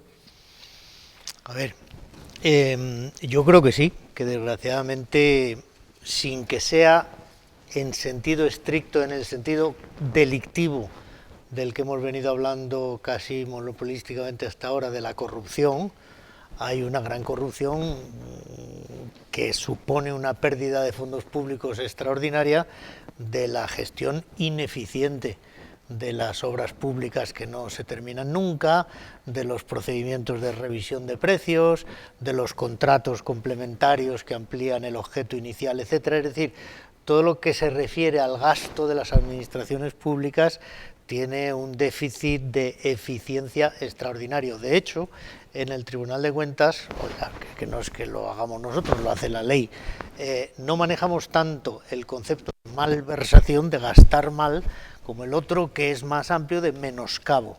El menoscabo tanto se produce en los fondos públicos porque sale indebidamente aquello que no debía, porque se gasta mal o porque se gasta más de lo que estaría justificado, como también, y eso es un fenómeno que no tiene tanto acceso a los medios de comunicación, que no nos llama tanto la atención, que no produce tanto escándalo, que es por falta de ingresos.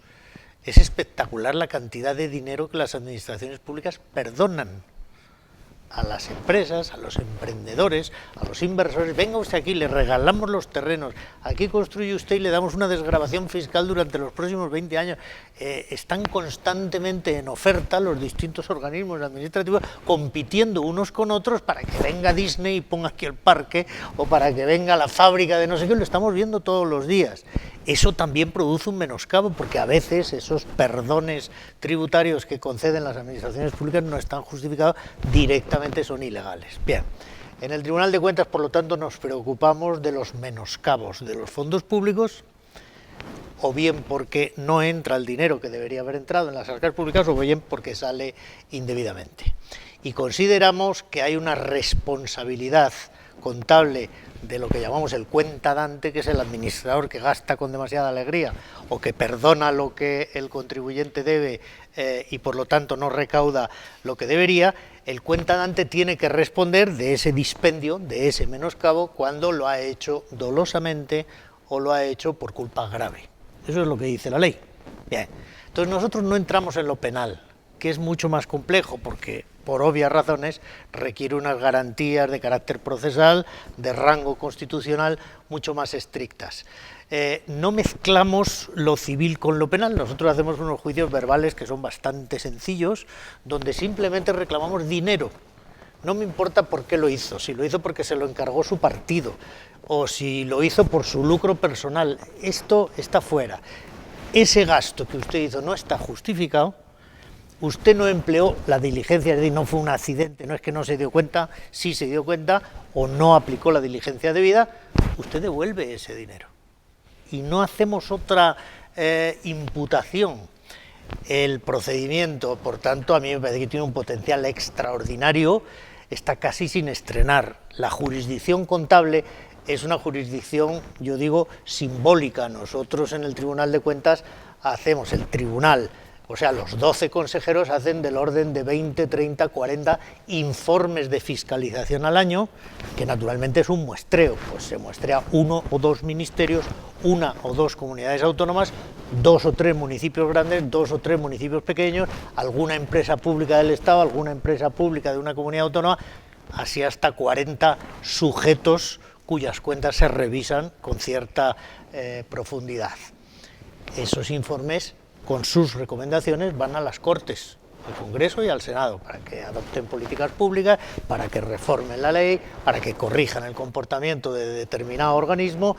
Esa es la tarea de revisión de las cuentas del Estado.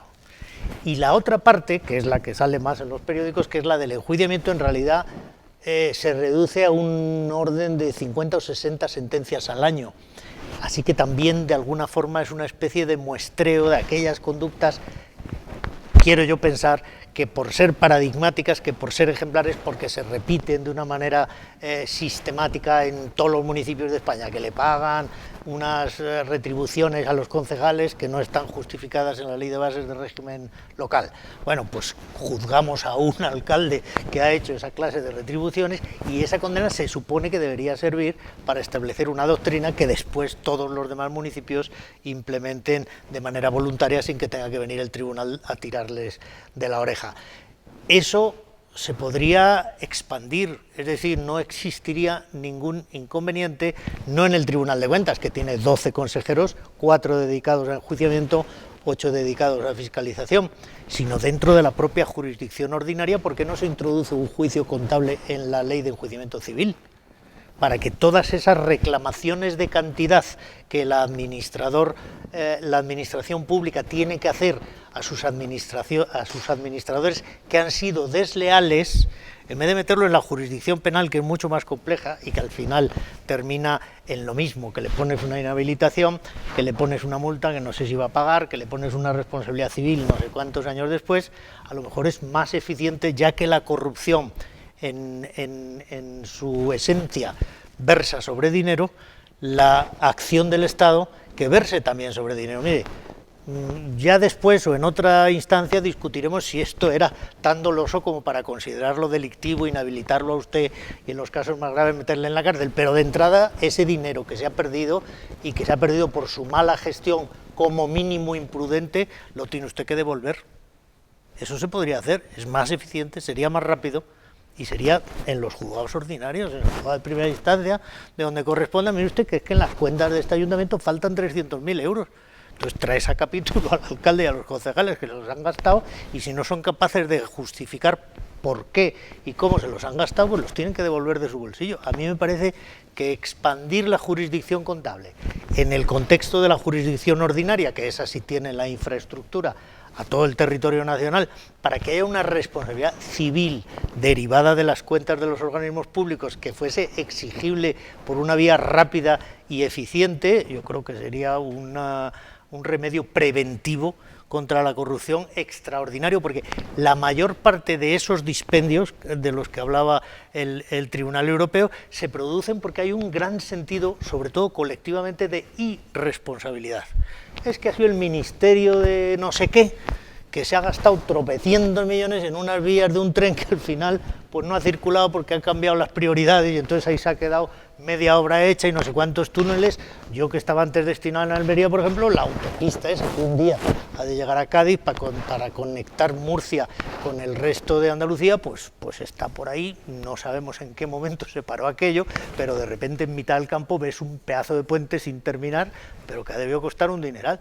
Entonces, yo tengo un ejemplo ahora muy reciente del Estado que decide hacer un puente que cuesta una fortuna, no diré dónde ni cuándo, y que decide hacer 2 carriles más porque va a pasar un tranvía que va a hacer la comunidad autónoma, pero no tiene un convenio con la comunidad autónoma, y cuando le preguntan y ya están hechos los carriles y han costado tropecientos millones y 6 años de demora en la ejecución de la obra, la comunidad autónoma dice, no, si yo no pensaba hacer ningún tranvía. Es decir, bueno, no puede ser. Y ya no estamos hablando de corrupción en el sentido penal estricto, sino de una gestión desastrosa de los fondos públicos. Y eso es una responsabilidad que hoy no se exige, como mucho una moción por ahí en el Parlamento, una pregunta, una moción de censura que no prospera. No, eso habría que activarlo, decir, si usted se lo ha gastado mal, o usted era el responsable de que entrase el dinero y no ha entrado, por culpa suya, usted lo repone. A mí eso me parece que es un mecanismo preventivo y reparador extraordinario. Gracias, Carlos. Bueno, voy a una pregunta para Irma. Vamos a ver, mira, yo te leía hace poco, o sea, escribiste un artículo en el que decías: los corruptos han atacado por agua, tierra y aire a todo aquel que se ha enfrentado al sistema infestado de corrupción imperante en la isla de Lanzarote. Tienes muchísima experiencia, más de 12 macrocausas contra la corrupción y has estado como letrada de la acción cívica también, tienes una larguísima experiencia personal, no solo profesional, sino personal en este contexto. La pregunta general sería, ¿qué valoración haces sobre lo que podríamos llamar las prácticas actuales de vigilancia ciudadana? Y la segunda pregunta, y más concreta, es ¿cuáles son los costes personales que implica el decir aquí hay algo que huele mal al sur de Dinamarca? Quería decirle una cosa a señor Castesana. La Fundación César Manrique en Lanzarote editó un libro hace muchos años, Fernando Jiménez la conoce, que se llamaba algo así como Las grandes infraestructuras, porque todo ese dispendio, todas esas grandes infraestructuras que quedan obsoletas y que no se usan, tiene además otra versión mucho más perversa, que es el daño sobre el territorio. Estamos en un momento de cambio climático, de cambio de paradigma, de daño evidente a nuestro territorio, de sexta extinción de las especies y de un déficit claro de espacios protegidos. La conclusión de ese libro, que creo que era José Manuel Naredo y Federico Aguilera Crin, era: mire usted, repártese el dinero, gástese el dinero, reparta comisiones, pero déjenos el territorio en paz, ¿no?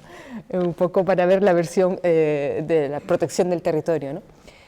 Me siento concernida porque todos de alguna manera han acudido a la ciudadanía, ¿no? A la ciudadanía formada, al ejercicio cívico, ¿no? de la ciudadanía. Me gustaría contarles lo que hemos vivido para que no descansemos la lucha contra la corrupción sobre el eslabón más débil, Yo siempre lo digo, el juicio, soy la acusación popular, soy el eslabón más débil de este juicio. Sigo y ayudo, coadyuvamos a la Fiscalía, colaboramos en la instrucción en la medida de lo posible, pero desde luego tenemos claro que somos el último mono en un juicio. ¿Cuál es el coste que hemos vivido al respecto? Primero tengo que decir que yo trabajo para Transparencia Urbanística, que tiene un ámbito de Canarias, y para Acción Cívica contra la Corrupción, que está afincada en Valencia, pero no tiene un ámbito nacional. El equipo es esencial. Es verdad que yo muchas veces doy la cara, voy a juicios, voy a las audiencias públicas y se me ve y soy la cara visible, pero nada de lo que yo he hecho hubiese sido mínimamente imposible si no tuviese detrás tanto el equipo de Transparencia Urbanística como de Acción Cívica. Y esto es muy importante porque aquella persona que se enfrenta sola, cargada de razones, cargada de motivos, incluso en puestos de responsabilidad funcionarial contra la corrupción, acaba destrozada, profesional y personalmente. Incluso algunos imputados en casos de corrupción que ellos mismos han denunciado. El coste, nosotros lo hemos vivido, yo he hecho un repaso un poco de los procedimientos. Miren, para jueces ha sido desalentador. Para los jueces de instrucción, porque no es cierto que el control del partidismo, y a mí no me gusta hablarlo en política, porque creo que la política es más honrosa. La intervención en lo público es la política, es una belleza. Estamos hablando de puro partidismo, es la nueva religión. El partido es el nuevo Dios. Lo que es bueno para el partido es bueno para la ciudadanía. Y el partido entra, ingiere en todos los ámbitos del poder. O sea, la corrupción médica, vamos, no hay que preguntarle al médico, hay que preguntarle al gerente del hospital. Y no hay que preguntarle al gerente del hospital de dónde saca el dinero que recibe en su cuenta, no, lo que hay que preguntarle al gerente del hospital es cuántos viajes se ha pegado gracias a las grandes empresas farmacéuticas que pagan. Ahí es donde está la corrupción en los hospitales. ¿Y quién es el gerente? Una designación política. Y no es solo la designación política del Consejo General del Poder Judicial, del Tribunal Constitucional, del Tribunal Supremo, que huele mal. Corrupción apesta, ¿no? Huele mal. No, es que las audiencias provinciales, es que los tribunales superiores de justicia, y nosotros lo hemos vivido en primera línea.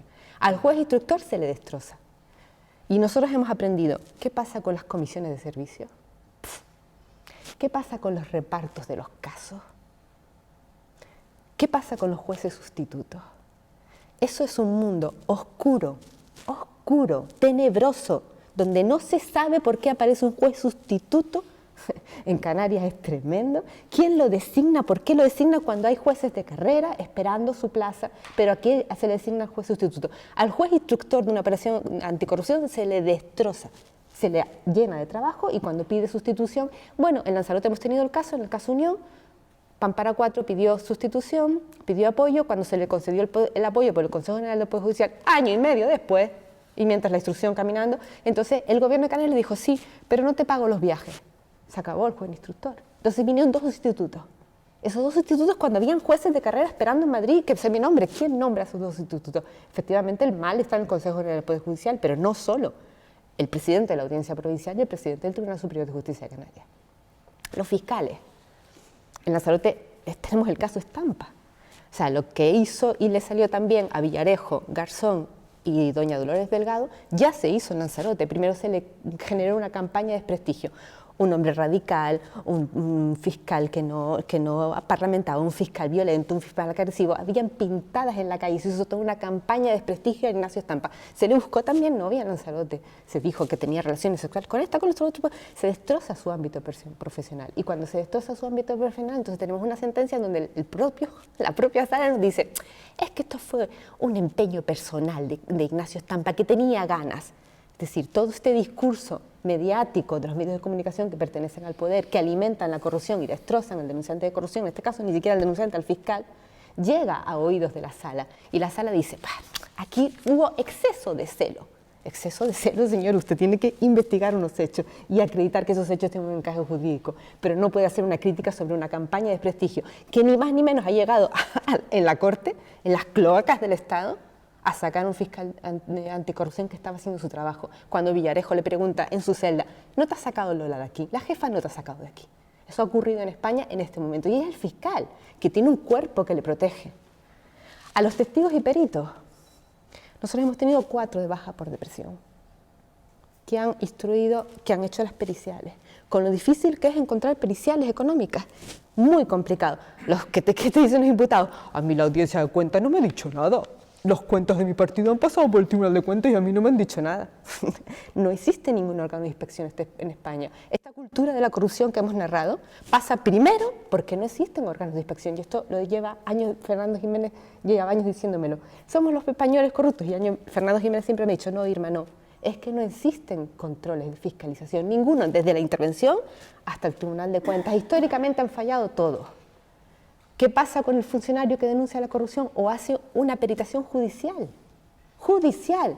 En Lanzarote ha pasado, el presidente del Cabildo le llama la atención, lo aparta de su puesto y le quita su puesto de trabajo, y además dice, no es la más lista de la clase públicamente, se le ningunea públicamente al funcionario que hace su trabajo, y cuando llegan a sala y declaran, y además tienen la fortaleza, como personas maltratadas, salvando las distancias, por favor, que todo el mundo me entienda, son víctimas de violencia de género, igual, personas maltratadas, llegan a sala a declarar, después de haber sido removidos de su puesto de trabajo, después de haber sido ninguneados por la institución donde trabajaban y después de haber sido perseguidos, y cuentan tímidamente que están pasando por un periodo de presión. ¿Qué nos ha pasado a nosotros? Que entonces la sala pregunta, ¿pero usted ha denunciado esto? Porque si no ha denunciado no cuenta. Y ya está. Y esos funcionarios apartados quedan ninguneados de sus puestos de trabajo. Y estoy hablando de funcionarios de las instituciones públicas. ¿Qué pasa con la Guardia Civil, los cuerpos de seguridad del Estado que han trabajado? ¿Dónde está la UCO? La UCO ha desaparecido de este país en los últimos años, se ha desmantelado. Nosotros tenemos el caso en Lanzarote, y perdonen que los cuente, de Gloria Moreno, la sargento de Seprona.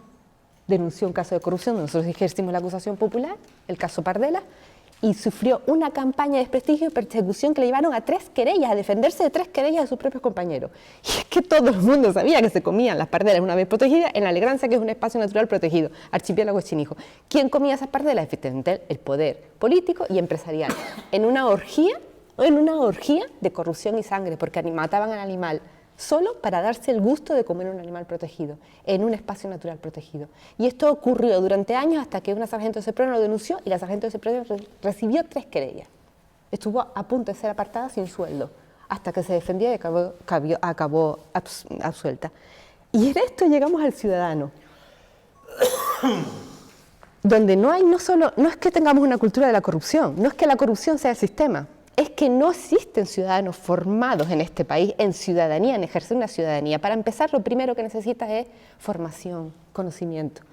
Nosotros somos, tanto en Acción Cívica como en Transparencia Humanística, grupos profesionales de trabajo, transversales, desde fotógrafos hasta biólogos, hasta juristas, hasta diferentes profesionales, que unimos nuestro conocimiento para una acción. Pero en esa acción, que es la acción popular tan denostada porque está utilizada otra vez por el partidismo, por el partido político, cuando la ejercemos los ciudadanos, ¿saben lo que tenemos que hacer? Tenemos, como colectivo, no estoy hablando a nivel particular, personal, como colectivo, tenemos que independizarnos absolutamente. No recibimos ningún dinero público. ¿Cómo vamos a recibir dinero público de las instituciones públicas si estamos agrediendo, atacando, enfrentando las instituciones?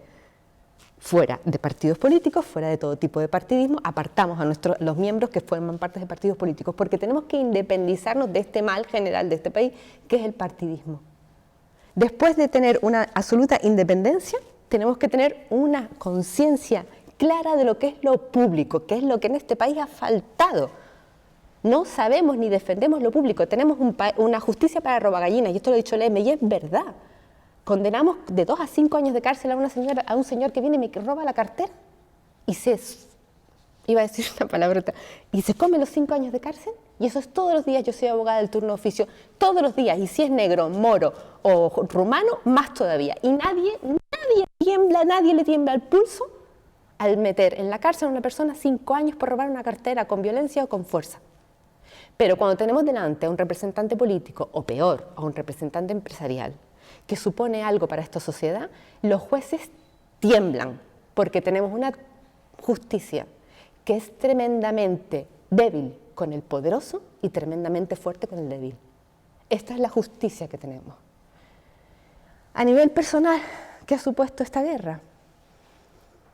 Pues primero ha supuesto un aislamiento absoluto de la sociedad en la que vivo, porque es un sitio pequeño, es la isla de Lanzarote. Con lo cual, para protegerte, tienes que proteger tu intimidad y tienes que proteger tu familia. Y eso te supone aislarte de tus amigos de toda la vida, porque se ven enfrentados a esos casos de corrupción, el marido de mi amiga, el tío de mi vecino, o sea, no sé, ¿cómo les explico? En una casa familiar en la que tenemos en una de las playas magníficas de la isla, al lado tenemos al hermano del dueño de la casa del lado, que está el interventor de un ayuntamiento que lleva años en la cárcel, detrás tenemos al tío de otra familia que lleva más años en la cárcel, al lado tenemos al marido de tal, con lo cual he dejado de asistir al pueblo donde yo nací, donde me crié, donde pasé toda mi infancia, simplemente para no interferir ni molestar y para proteger a mi familia, porque no es que lo que vivas tú, en función de lo que haces tú, yo soy mayor de edad, sé lo que hago, es que lo vive mi padre, mi madre y mis hermanos. Además de este aislamiento social, hemos sufrido una campaña de desprestigio completa. Me ha costado con tanta gente, con tantos hombres que no he tenido fechas en mi vida para acostarme, porque como soy mujer y empecé hace 20 años, era una mujer joven y además estaba mona, yo, pues ya está, me acosté con todo Dios. O sea, yo decía, pero es que no tenía, ¿con cuántos estuve anoche? Entre ellos con Ignacio Stampa, evidentemente, fue lo primero que fueron a decirle al juzgado. Un abogado además, de mucho prestigio en Canarias. Después es que a veces tengo que presentarme diciendo, mira, no tengo rabos ni cuernos. Profesionalmente es un desastre, porque si luchas contra la corrupción en un sitio pequeño, y en un grande supongo que será igual, yo, por ejemplo, por ética profesional, hace más de 15 años que no llevo ningún caso de corrupción, ningún imputado, de ninguna clase. Con lo cual tú mismo separas y apartas a tus clientes. Después sucede una cosa muy curiosa, que es que cuando enfrentas la corrupción con determinado empresario, con un determinado grupo empresarial, te viene el otro empresario o el otro grupo empresarial entonces a comprarte. Entonces tú tienes amistosamente que invitarlos a salir de tu despacho y decirles, no, no se trata de eso. Pero si enfrentas a un partido político, enseguida viene el otro partido político efectivamente a ofrecerte dinero, financiación. O sea, yo no sé qué es lo que hemos recibido. Nosotros hemos recibido ofertas de dinero, hemos recibido ofertas de financiación de transparencia humanística o de acción cívica. Hemos recibido incluso ofertas de llevar pleitos contra la corrupción financiados muy oscuramente por algunos de los personajes que he nombrado para acción cívica, para que nos apartáramos de ciertas causas. Hemos recibido yo personalmente ofertas de trabajar desde el ayuntamiento de mi pueblo hasta el gobierno de Canarias, evidentemente de los que están inmersos en la corrupción. Es decir, el coste es tan grande que desgraciadamente sufres un maltrato institucional continuado, incluidos los jueces, incluidas las salas, y después sufres una persecución personal de la que solo puedes salir siendo muy consciente de que tú simplemente estás poniendo un granito de arena porque crees en lo que estás haciendo. Entonces, pilotar la lucha contra la corrupción en este país, en la ciudadanía, es convertir a los ciudadanos en héroes, en un país que no es capaz ni siquiera de transponer la directiva europea que protege a los denunciantes de corrupción. No, es el último eslabón. Empecemos por las organizaciones del Estado. Y aquí quiero terminar, porque seguro que me estoy excediendo mi tiempo, con 3 cosas que quiero decir. 1, autocrítica. Hemos luchado contra la corrupción empresarial, hemos luchado contra la corrupción del partidismo, pero de ninguna manera este país se ha enfrentado a la corrupción judicial, que es grande y muy dañina y está vinculada directamente al partidismo y vinculada directamente a los poderes económicos. En este país tampoco se ha luchado contra no voy a llamar la corrupción, sino sí con las malas prácticas de las universidades, y lo tengo que decir aquí.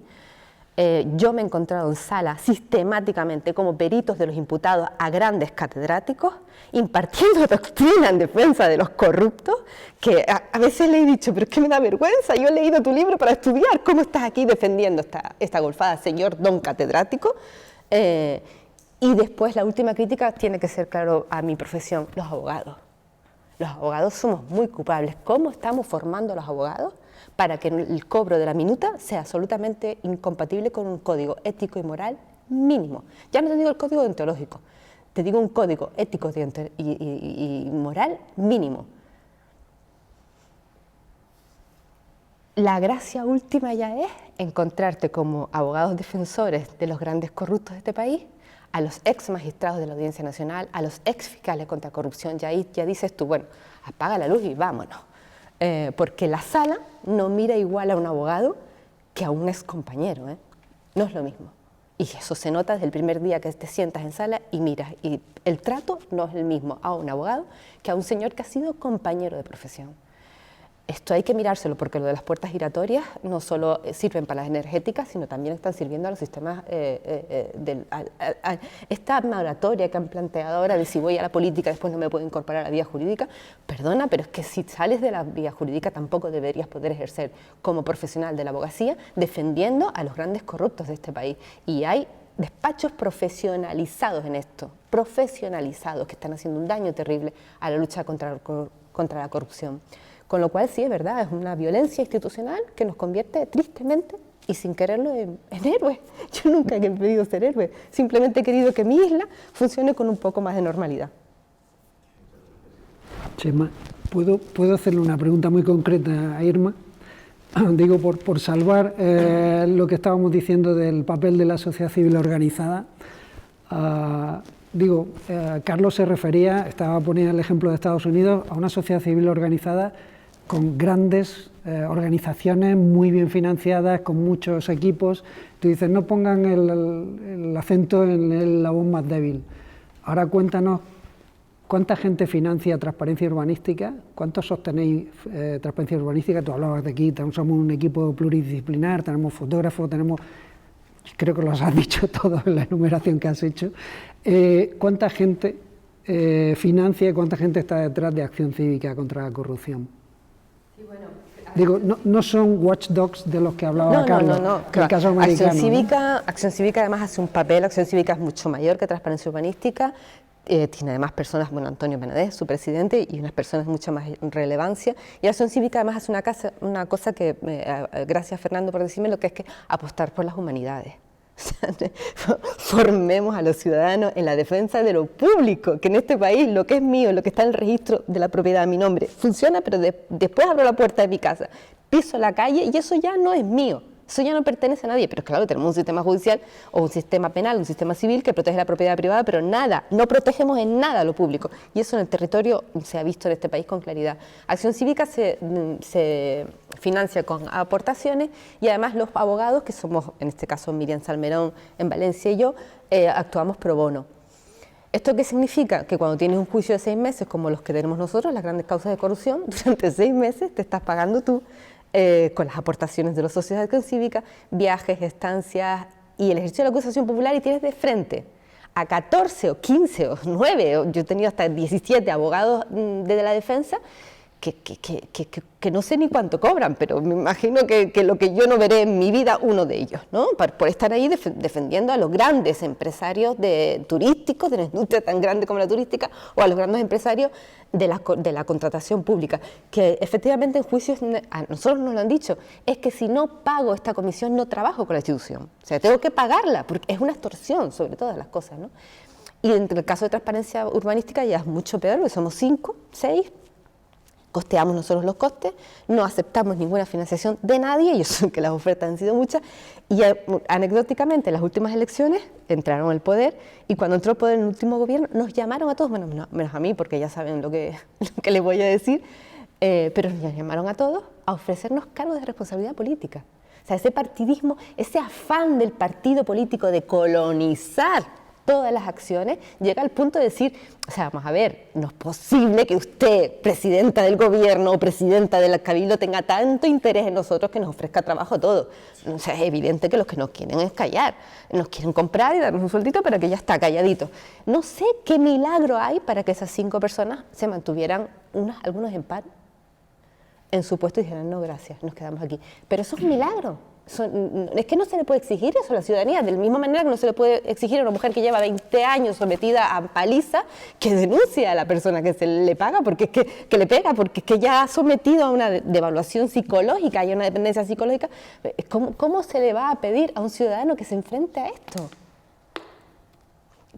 ¿Y cómo se le va a pedir a una organización que lucha contra la corrupción que se financie del dinero público? No es creíble. Si yo tengo que recibir dinero público, yo no lucho contra la corrupción, porque dependo. Gracias, Irma. Bueno, vamos cerrando este último apartado de la lucha contra la corrupción, y con una pregunta que se la hago, ya ha salido varias veces, a Manolo y a Rosa, es, bueno, ¿qué deberíamos hacer? ¿Qué debería haber ¿cómo podríamos conseguir una agenda anticorrupción algo más eficaz? Se ha hablado de los alertadores, de los whistleblowers. ¿Qué correctivos serían necesarios? ¿Qué es lo que podríais concluir?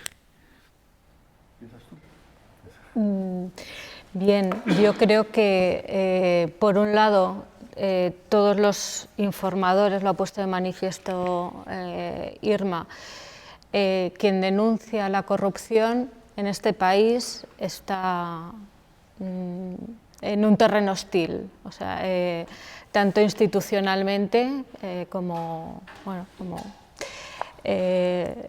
son héroes. O sea, y la verdad es que yo lo he podido vivir también de cerca, no solo en mi caso, los casos dentro de la universidad, y muy cerca por compañeros también, funcionarios públicos que se han visto en esa situación, y creo que tiene razón en todo lo que ha comentado Irma. Por eso yo creo que una de las primeras acciones es establecer mecanismos de gestión de compliance, poder y establecer protocolos que realmente blinden de alguna manera pues a todas esas personas que muchas veces son funcionarios y funcionarias públicas, que les blinden ante los hechos que denuncian, o sea, frente al contexto y a las presiones, para empezar, desde tu propia institución en la que trabajas, a todas esas presiones a las que estás expuesta desde el primer momento que se te ocurre pues, denunciar algo o acudir a un medio de comunicación para denunciarlo. Entonces, bueno, creo que la primera labor es blindar, de alguna manera a cualquier ciudadano y ciudadana, y mucho más si son funcionarios públicos en esta cuestión.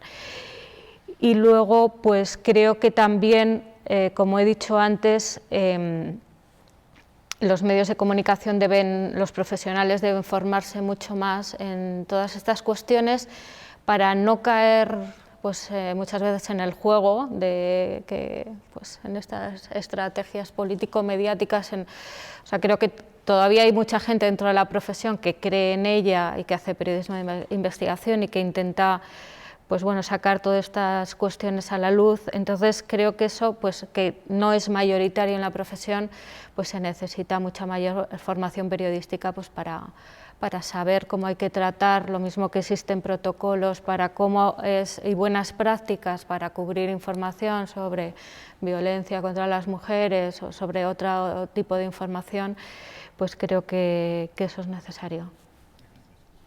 Bueno, nada, yo la verdad es que me siento muy feliz de haber venido a la mesa. Creo que es difícil encontrar, construir una mesa mejor para hablar de corrupción en España.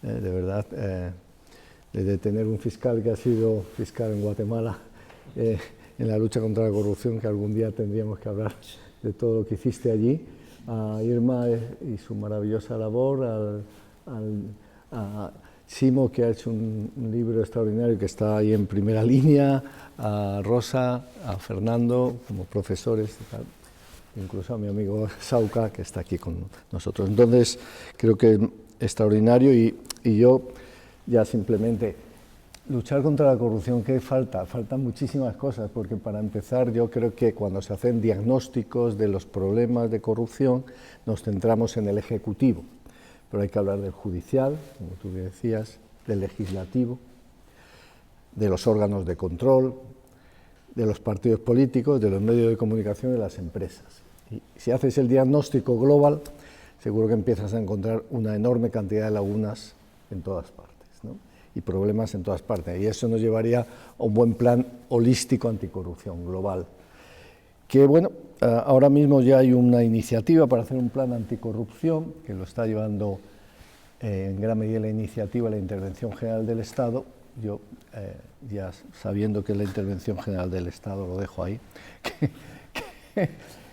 sin ningún contacto con la sociedad civil, bueno, en fin, prefiero no hablar del tema, pero bueno, un gran un gran plan anticorrupción implica un análisis holístico y en el ámbito empresarial problemas enormes de colusión, de malas prácticas y luego si nos centramos en los partidos políticos, como bien sabéis, tienen que tener una política de compliance si quieren evitar la responsabilidad criminal de las personas jurídicas.